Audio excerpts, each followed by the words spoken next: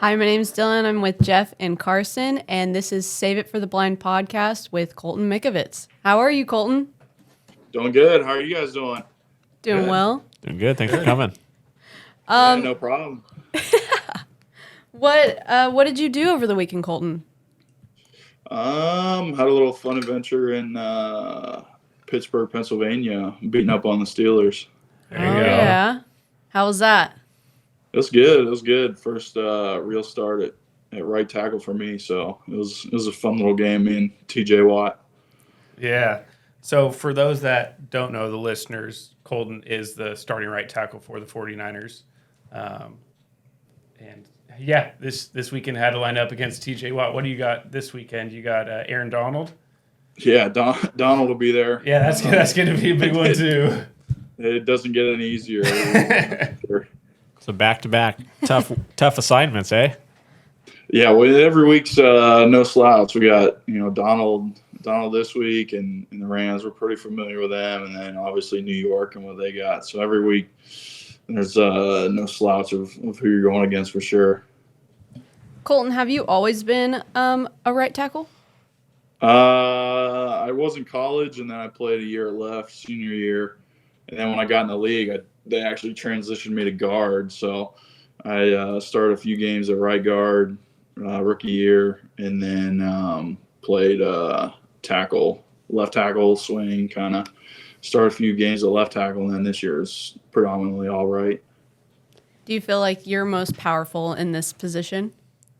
Yeah, I hope so. That's what I'm starting. So, yeah, You're like, my goodness, I hope so. Yeah, it's definitely first couple of years you swing back and forth. So one day you're playing left, one day you're playing right, and everything gets switched around. But now it's been a whole off season just on the right, so it's good. How many years in the league has this been for you now? So this is starting. This is now year 4 for me. Okay, so you've had the experience. Yeah, they've all been with the Niners too, so it's pretty cool. So, Colton, you grew up in Belmont, Ohio with, I just recently found out, a population of 410. And then you went to West Virginia University, and then now you're with the 49ers in San Francisco. How has that transition from such a small town to such a large city been so different? Like, what are the big and little differences that you've noticed? Do you like it, or is it hard to adjust? What have you noticed? It was hard to adjust at first. I think now that I've been here for 4 years, it's been a lot easier to find people who do the same things. I like to Cal Waterfowl and Merlot up north and those kind of guys. And now that I've been here a little bit, I've gotten to do a lot of the outdoors things and meet those connections. But I think the biggest thing is traffic for one. I think that's the biggest thing is definitely the traffic, and then the amount of people. Like you said, Beaumont's only got 410 people, so I guess small town living into here, but it's a little different. But it's taken me a while, and now I definitely feel a lot more comfortable, and I've got access to different places up north. Yeah, no kidding. I mean, just San Francisco in general is such a jump. I grew up in Oklahoma City, Oklahoma, and just the transition from those two is so different. And yeah, definitely the traffic is not the most appealing part. But from where you live in the San Jose area to where you have to go, wherever you're going to practice or anything. I mean, what does that traffic commute look like? So I know a lot of guys, they'll try and get out of this area a little bit, 10, at least 15 minutes without traffic away, and that turns into a half hour for them in the morning. But for me, I try and live as close as possible. The past 4 years, I think I've lived 5 minutes away from the stadium. So, I hate the traffic just as much as anyone. So I try and stay pretty close to the stadium, but there is no shortage of red lights. Yeah, my way to gosh. They really know how to slow you down, huh? Yeah, there's no blinking yellow lights on left. They have no idea. They just want you to get right to it. Just go ahead and stop.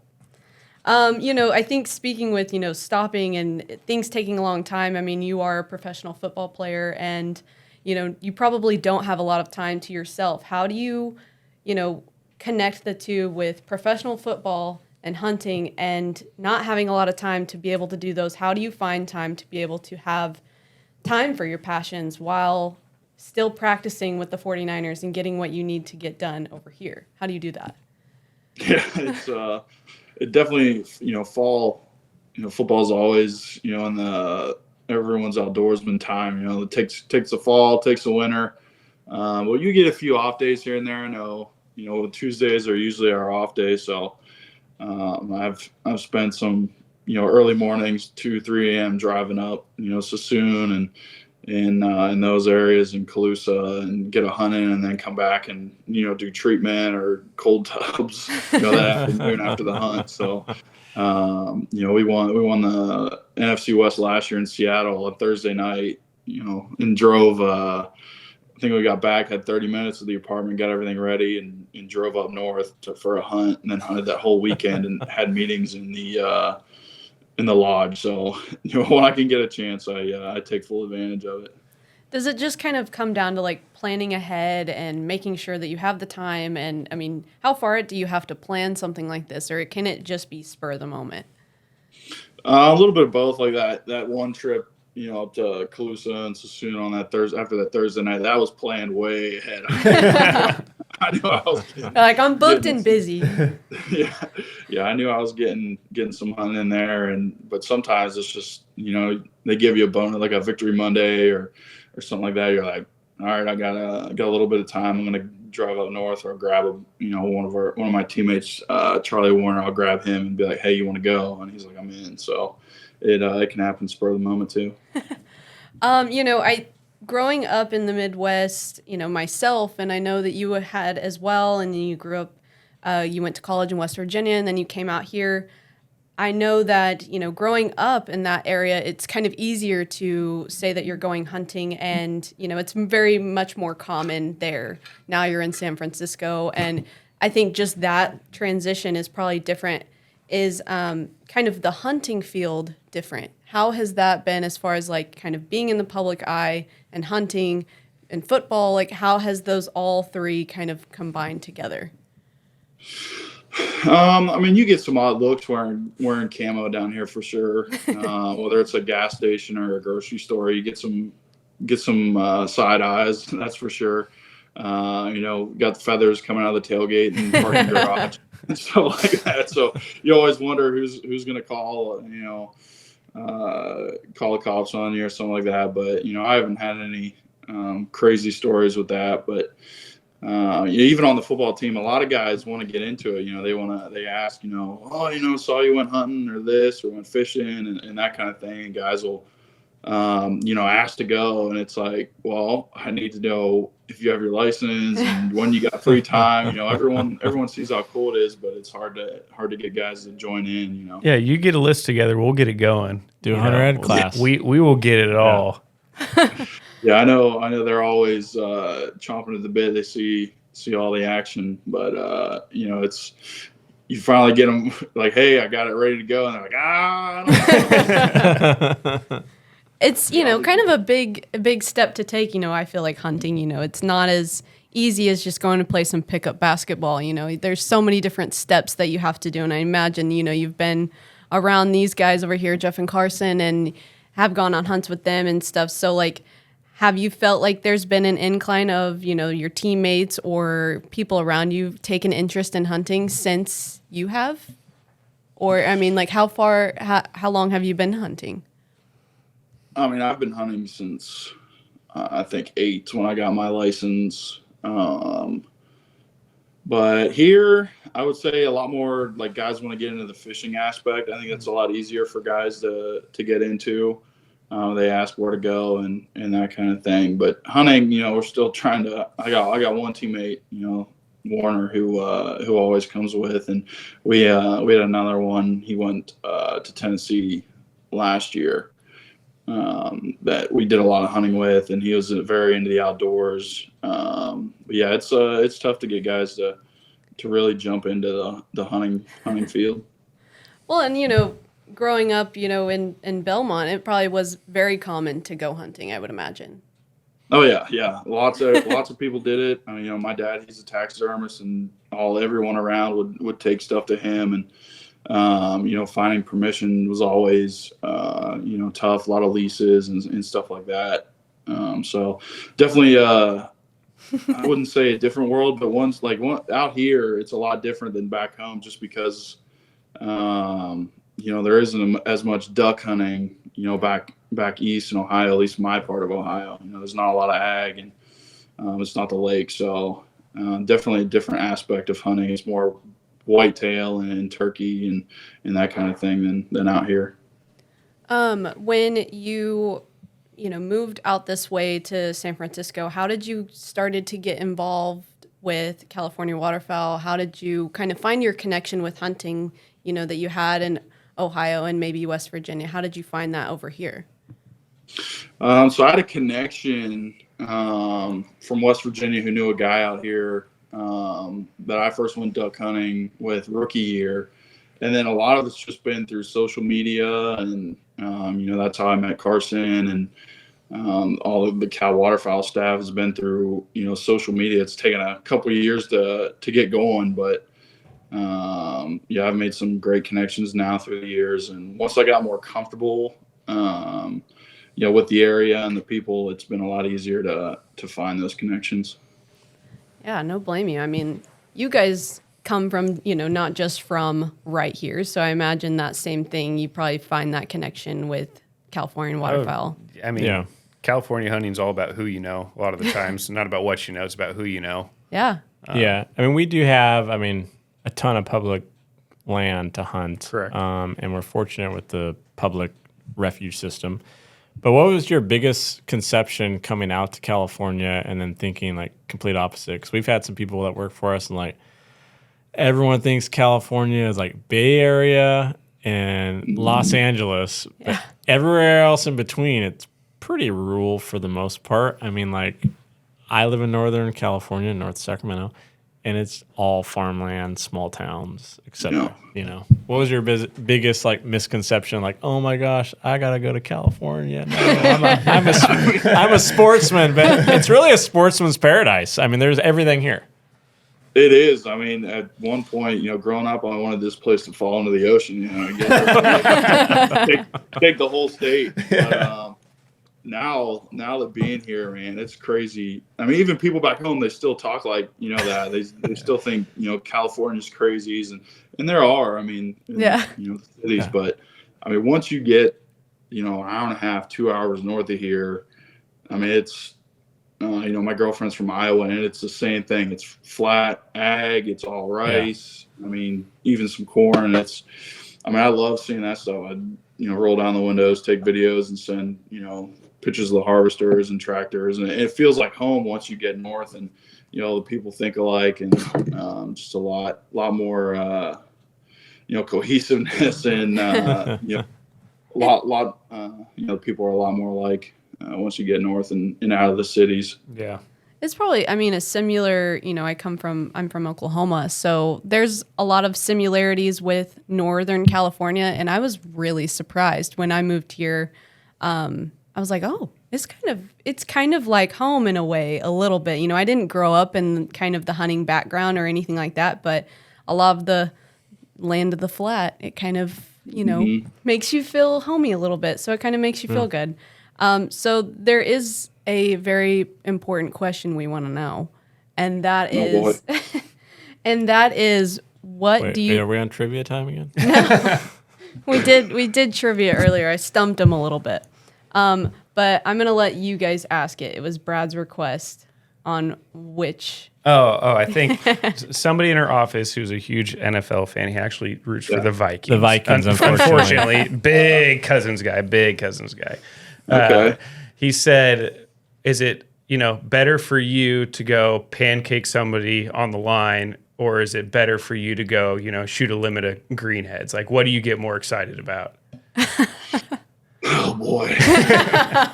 to keep my job. Yeah, fair. No, it's.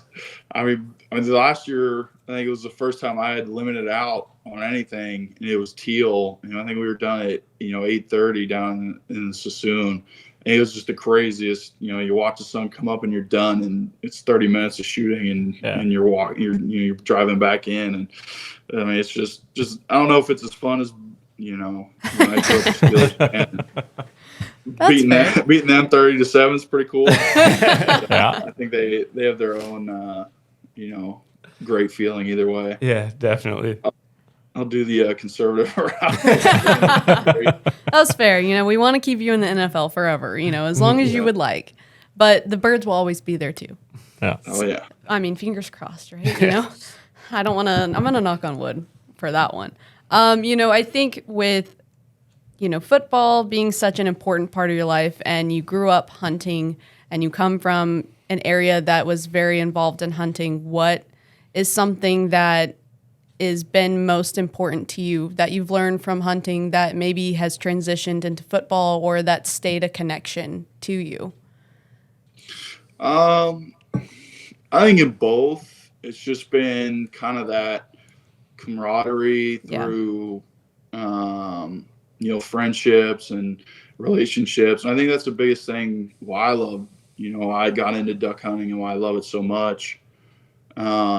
It's just because it has that locker room feel, everyone, you wake up, everyone gets dressed, you have your morning routine, there's breakfast, same as in a locker room, you can, you're always those morning conversations, and then you go out, you hunt, you come back, same thing with practice, you go out, practice, come back, and it just has that kind of camaraderie feeling of, building relationships with guys and having fun with it. So, I think just the connection between, on and off the field, whether it's hunting or football, I think they just go hand in hand together. Yeah, I think everything comes from the same thread. I mean, you and I had never met each other before, and we showed up in a dark parking lot at 5 a.m. and, we're able to spend 7 hours in a pop-up blind together with no awkward silence in between, just because, you have that similarity with the people that you're with, whether it is football or hunting. They all share that same interest.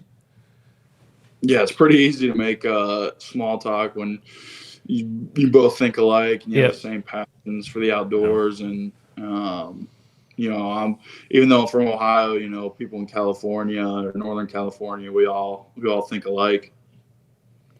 I think one of the most crazy things that I've learned since I started working here and everything was that even there's hunters in Southern California and around down Huntington Beach or just around that area, and I'm like, oh, so hunting really is everywhere, and it's not just limited to one area because that's what you know. Right. And I think that's been such an interesting aspect. I mean, I imagine that both of you guys have experienced some of those things in that way. Yeah. Yeah. I mean, the majority of the hunting licenses are sold down in LA and whatnot. So, I mean, there's a huge hunting population in Southern California. And we don't, as a hunter, you don't ever go down there to necessarily hunt. So you might not be thinking of that, right?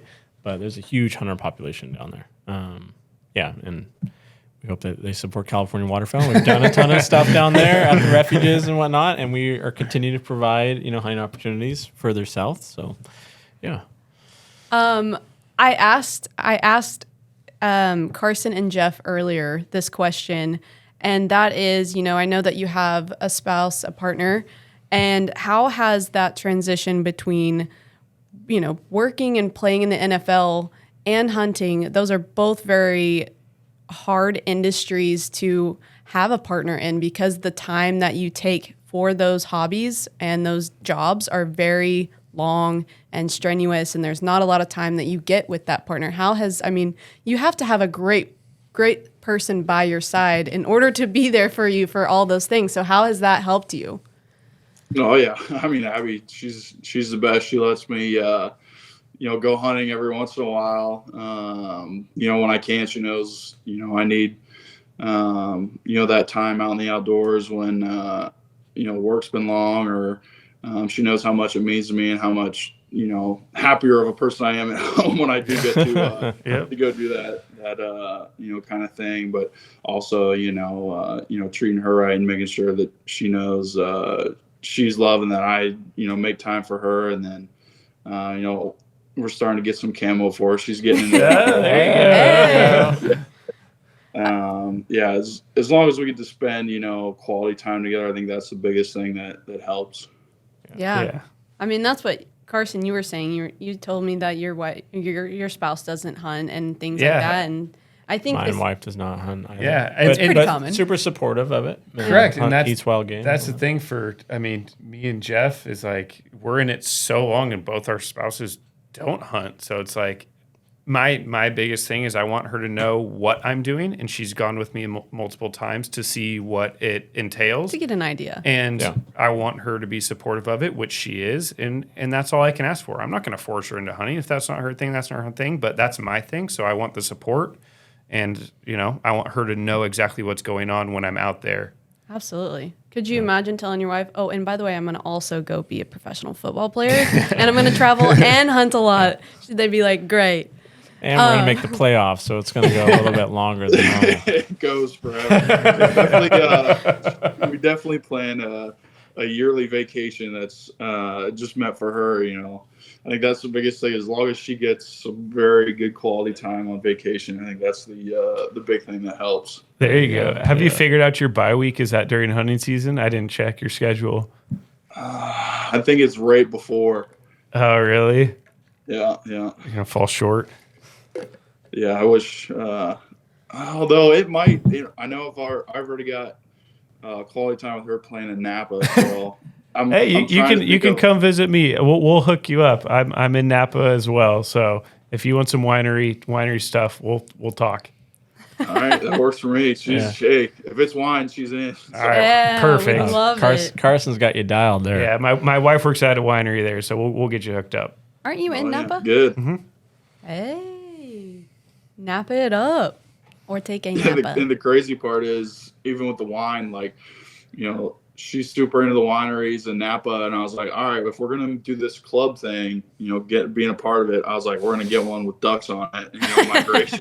There you go. Compromise. You need some whiskey. We've got our whiskey right here. If you drink whiskey. Oh, I've just started getting into it actually. Yeah. There you go. Pacific Flyweight goes to the veteran hunt program if you buy it. Is it really? Yep. Mm-hmm. Yep. Oh, all right, I'm gonna get me some then. Colton, outside of hunting and football, do you have other pastimes or hobbies that you have taken interest in? I mean, I know that takes up most of your time. Don't get me wrong. So you may be twiddling your thumbs for like 2 seconds and then you're back at the next thing. But is there anything that does take up your time? I haven't jumped in yet, but the reloading thing, I'm trying. I've always liked to use my hands, and I used to build radios, and I built 2 computers. So I'm kind of on the nerdy side of it. Nice. with the hobbies, but I like to call it a civilized redneck. Now it's starting to get into the reloading aspect and kind of explore into that realm. So I haven't started it yet, but I've got a lot of time in the off season. We work out till noon, so you have all day to do whatever. So I'm definitely going to be trying to figure out stuff to do then. So I know you've been in California for a while now. Is there something on your kind of hunting bucket list, quote unquote, that you haven't been able to harvest in California that you're still looking to try to get after? That's a good question. Yeah, man, dude. That's the one thing with California. I know you did the boar hunting and stuff, and I've had guys ask me to go do that. You want to get a couple Niners guys to do a pig hunt? We'll get that going. That'd be. I know Charlie be in on it. I'm sure I could grab 2 of our other linemen who'd be really down to do that. Would Braden Willis, OU alumni, like to come as well? Oh yeah. Jeff's a big Sooners fan. Oh gosh. Oh, come on. Oh yeah, you're Western. I'm sorry, man. I'm sorry, dude. You're cool though. You're cool. I never beat him, so I can't talk a whole lot. But yeah, I think a boar hunt would be pretty sweet. Have you done any deer hunting here? No, it falls right in camp, August, and I bring my bows up, and we got that one. We got that turkey with Carson with a bow, but the big game, I haven't been able to do it here.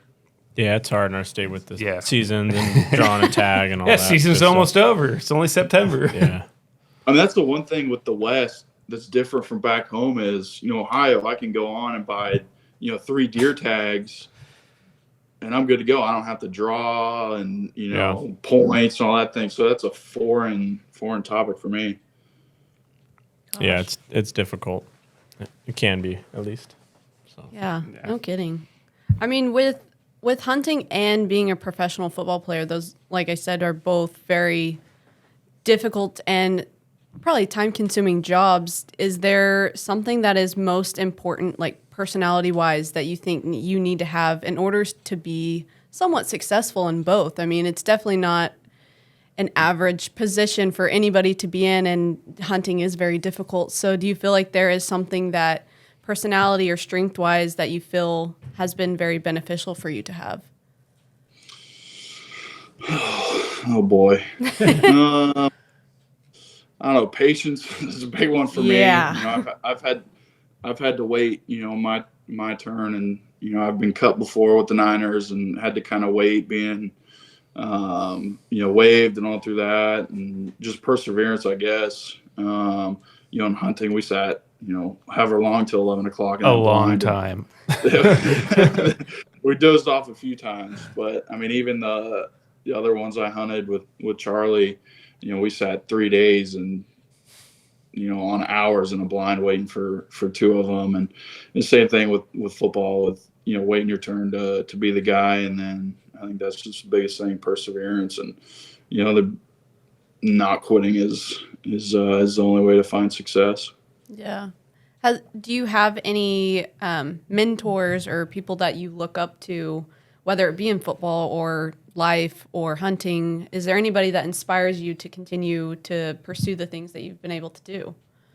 Oh yeah, I mean, my dad, first and foremost, he's the one who got me into hunting, and he's Ever doesn't, or she's my best friend, but he's mine as well. Just the relationship we have in hunting, and we talk every day, and he put that passion for the outdoors, and then also the mindset to to work your hardest every day, and try and accomplish goals that you set for yourself. And he's been that foundation for me, in on and off the field in my career. Do you feel like that has transitioned? Obviously you grew up hunting, and your dad, has helped pursue that passion. Do you feel like that helped you with football? Yeah. And he was never really, big into football either. So I think it was just kind of like a life lesson, watching him, work. He drove propane for 18 years, and then he was in the coal mines for 8.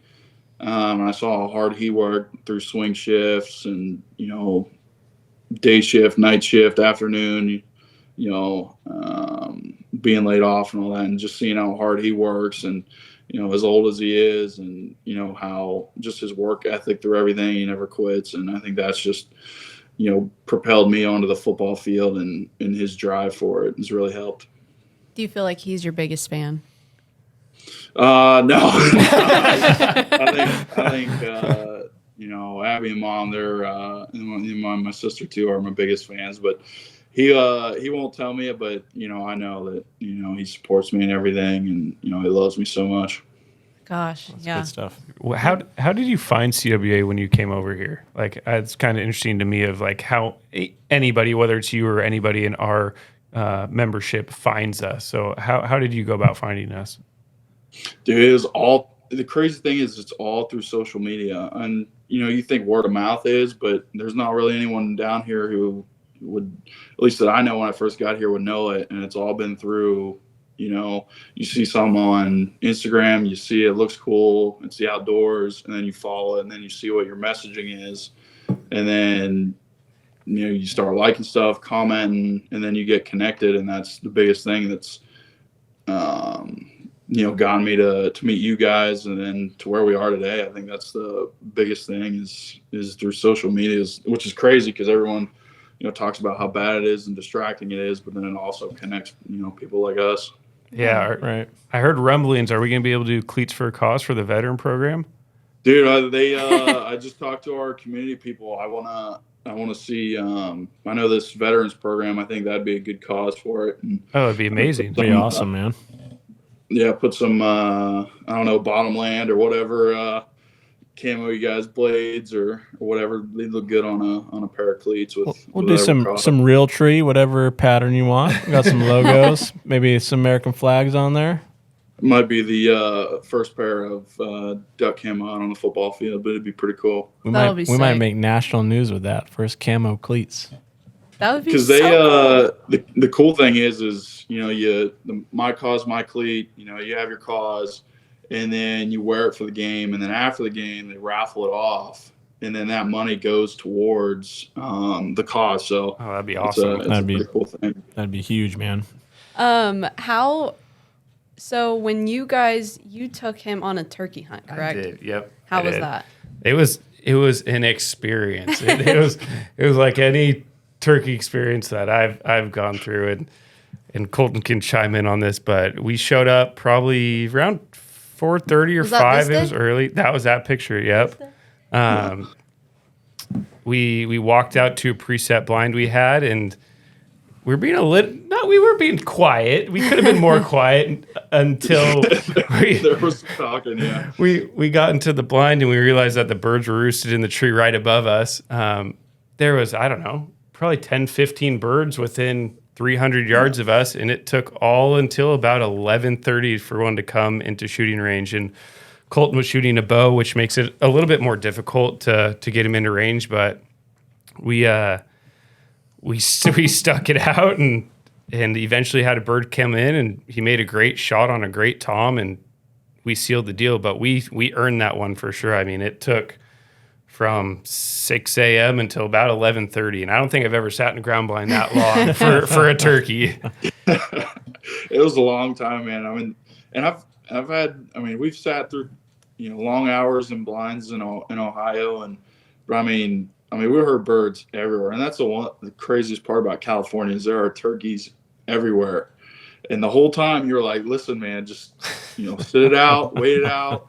You're saying that a lot of people when they go alone they'll get out, scare them. Yep. And we had that happen at another hunt I went on in California, and later in the season we got out and spooked birds. They're 200 yards, and the grass is so deceiving because it's tall enough to where you can't see them, but they can see you. And you're like, dude, just wait it out. And I think we might have fell asleep a couple times, but the biggest thing, especially on the property that we were at, is exactly what you said, is just wait it out. Because as soon as you step out, you got a 300-yard view that those birds can see. And if they're 400 yards away, they see you. And we knew they were around because we had heard so many of them in the morning. I mean, there was 5-10 different birds that we could have shot, but none of them came into range until 11:30. But I knew at some point they would come by. I just didn't know when. Yeah, the two that came in, I mean, they were 80 to 100 yards behind us, and we could see them walking through the woods, and they just wouldn't come in. And then they actually came out, went the other way. Yeah. And then they went back in the woods, and then 10 minutes later, like, hey, get ready. And then they're sitting on the decoys. Yeah, ended up perfect. It was an experience for sure. Made a great shot on a great bird and sealed the deal, but that was earned. That one was definitely earned. And it was a big bird too. Yeah. I know you said beards don't get as long. I mean, that was a solid turkey. That was one that needed to go. So did you go home and eat some turkey? Oh yeah, we Thanksgiving it up? I breasted him out in the parking lot at the Team Hotel. That's where we were staying, in the parking garage. We were staying there for OTAs. And the next day, I put them in saran wrap, stuck them in the little mini fridge in the hotel. And then the next day, took them into the team cafe, and they sliced them up, fried them up for us. And that's a lot awesome. of guys and staff got to eat wild turkey. So it was pretty cool. Dang. That's so cool. I haven't gotten to see that process yet. Why don't we Like- have a cafe here where we could bring in our wild game and I have mean, some good lunch? it's fine by me. Yeah. We yes. did have a question. We have a former offensive lineman for Fresno State here. He was wondering, what's your calorie intake a day? Oh yeah. I mean, He said it's a job. It's a job to eat. Basically to keep your weight on. yeah, that's so. I mean, eating for big guys is fun, but I mean to keep it on, it's somewhere probably 4,500 to 5,000. 5,500 calories a day, somewhere in there. That's crazy. Just constantly trying to eat, whether it's shakes or in between a meal, and it's a process. Nah, it sounds like it, man. Is there any duck in California that you haven't shot yet that you're looking to shoot? I know you've been hunting a Sassoon for a while, but Definitely got the Spoonie and Sassoon off the list. 100%. Teal, for sure. Dude, and that's the place I went. It was funny because they're like, we don't shoot widgeon, we don't shoot spoonies, they only shoot teal. And he's like, what good is a spoonie or a widgeon gonna do for me? I was like, you guys are crazy, man. I was like, in Ohio, we take anything. We'll sit there 4 hours and shoot one duck. Yeah. if we're lucky. So yeah, they could be picky, but I got my first pintail, got my first spec. It was I think I've got a lot of them.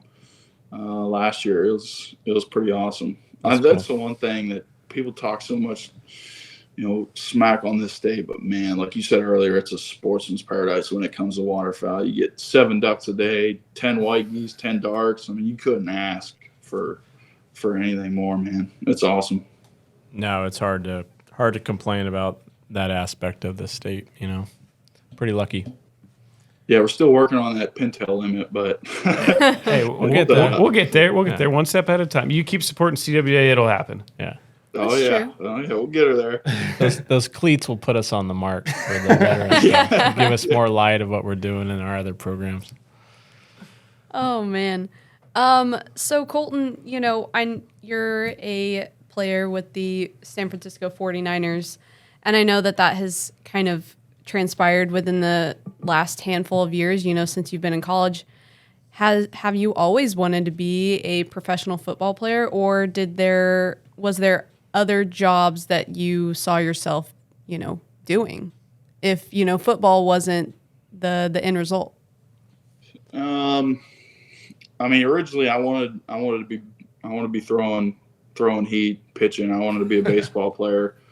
I played first in pitcher, and college for me to get it paid for was football. Being 6'6", and I was probably 260, 280 at the time. I was able to get a scholarship to West Virginia, had a couple MAC offers, and, went to West Virginia and, had a great, 5-year career there. And if that was going to be the end of it, I had a wildlife and fisheries major, and I thought I was going to be, doing private pond management, or working for an agency, fisheries department somewhere. So that's where I thought I was going to be at. But luckily, I'm all right at football to get where I am now. Right on. Yeah, one of the things that I know we talked about was your retirement plan. So let everybody know what you're doing and what you're doing after the NFL. Yeah, after it is 1,000 acres of prime duck hunting property, and I'll just be guiding out of that. Sign me up. I'll be your customer. Yeah. So you want to go the guide route, huh? Yeah, and I think the biggest thing with the guide thing is just the relationships. Yeah, I can see that. The whole thing I've been saying with football and duck hunting is the relationships and the locker room mentality, I guess, or atmosphere it creates, and being able to to show people that aspect of duck hunting is what I want to do, after football. Stay in California or leave? I mean, Missouri's my baby, but oh, there you go. Hey, that's where I'd like to end up. But I've even told people, being here as long and hunting it and everything, I've thought about, one day if I get enough, I'll buy a place out here just to be able to come out here every once in a while, because it's awesome. Yeah, that's cool.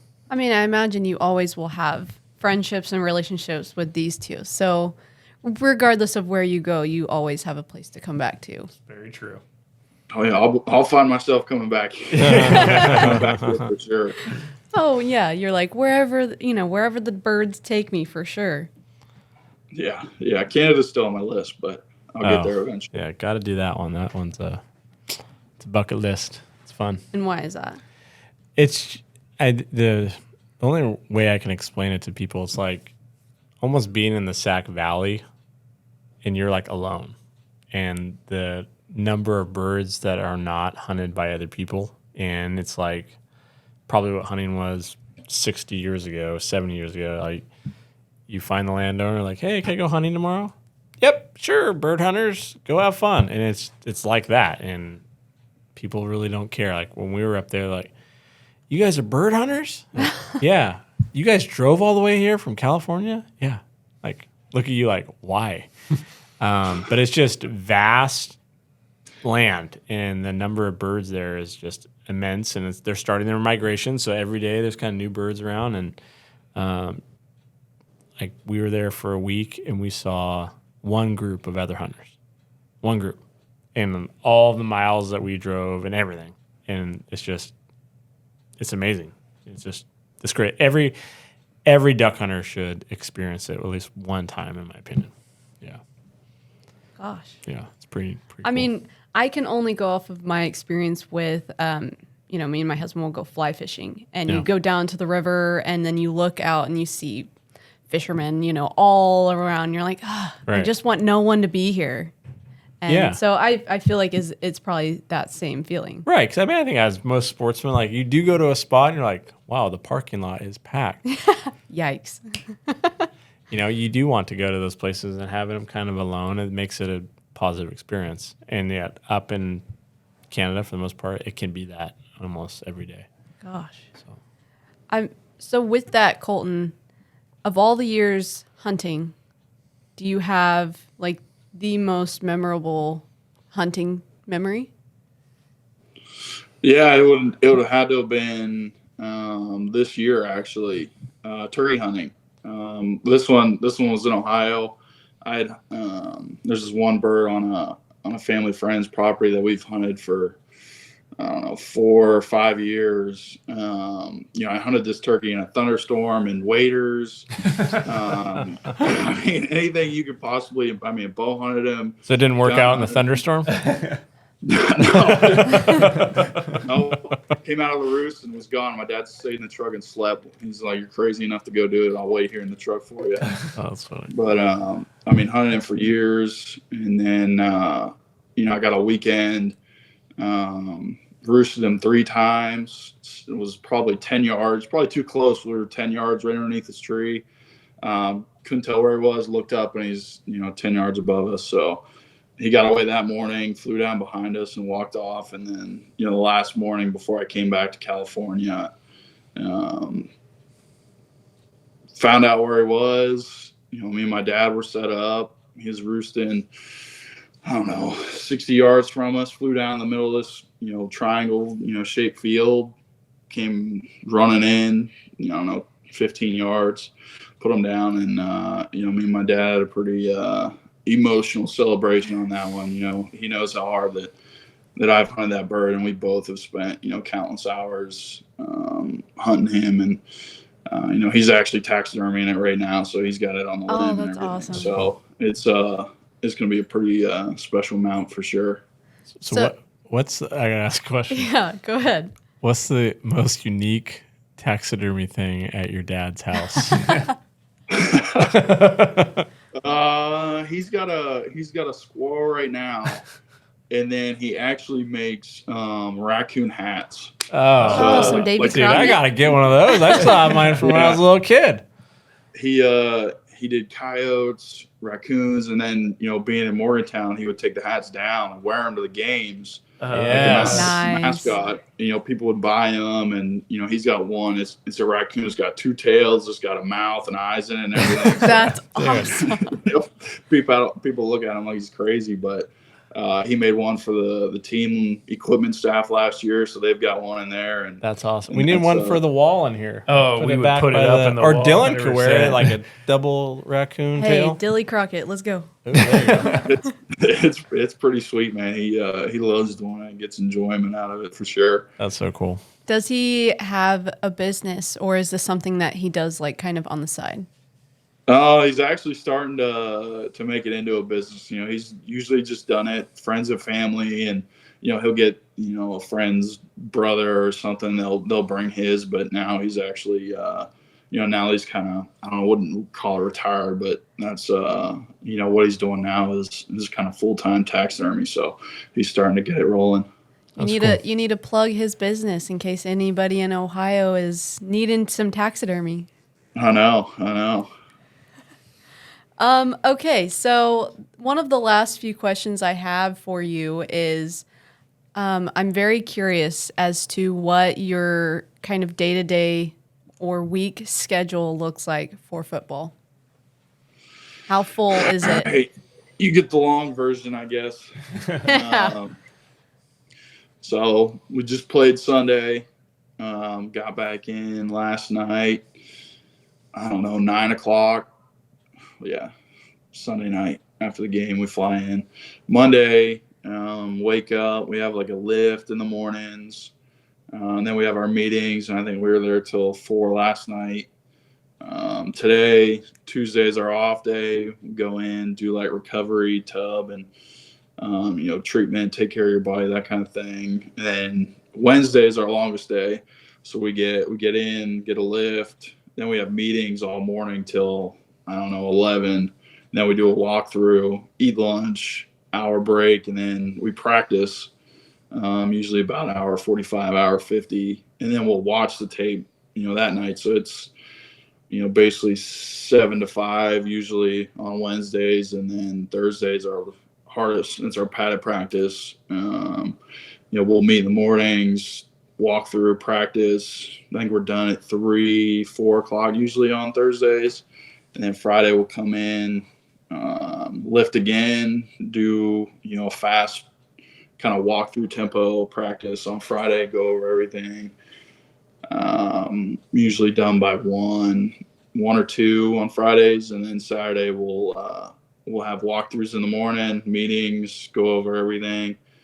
We'll get a break if we're not traveling, and then we'll go to the hotel at usually like 7:15. We'll have meetings on Saturdays, go over everything, do rush, you know, cut ups on guys and reports, and then team meeting, and then we play the games on Sundays. So it's a pretty full week. If, it's not a bye week or you know, Thursday night game, so it's a long week. Have you ever calculated how many hours you put into football each week? Like, are you doing heavily over 40 hours a week? No, it says 40 on the on our work slip. He said, "I'm not getting in any trouble right now." Yeah. I have no. I mean, it's countless. And then when you come home, it's watching film and all that. So it's after hours and everything. But you know, you get 17 guaranteed weeks of playing. So you know, I don't think the hours really matter. Yeah. Right. Absolutely. And I think that's where, you know, you find hunting, keeping yourself balanced. I know you said that earlier, Carson. It gives you, it kind of refreshes you and resets you and lets you know, okay, this is what I enjoy. It helps me. It's nothing that I'm paying, you know, getting paid to do. And it helps me find your center, I think is what you said. Yep. And, you know, I don't know that from the hunting yet. That is true. Over the summer, I got my hunter's ed, so I'm on my way. Mm-hmm. Very cool. But I do, you know, I do art and stuff like that, and so I do find that same center, I think, and it's important to have that. I mean, I know that there's probably, you have teammates, they have different ways of finding balance, you know, whatever that may be, and so hunting is your center, and so it's a good thing that you found California Waterfowl and these guys to be able to help, you know, that process, because as you just explained, your day-to-day and work week can be very tough and very heavy. Oh yeah, it's a long time, and you put so much into it and devotion into football, and I wouldn't say sour, but a very, you get angry sometimes and you lose yourself a little bit. You get in that routine of playing football every week and every day, and it takes a lot of time. And then if you can get a refresh button, whether it's going out and hunting or trap shooting or whatever it is, as long as it's some sort of, hunting's mind is my place to go and relax and kind of calm down. And I'm a lot happier person when I come back from a hunt. Same with me. It's definitely a reset button. Yeah, man, that was fun. That was fun and interesting, in terms of I'd say a watcher of football, to kind of see the other side of things. People probably, oh man, I wish I was in the NFL, and some people probably wish they had kind of our jobs, but no one sees really the back end of things. So it's kind of interesting to kind of see your day to day leading up.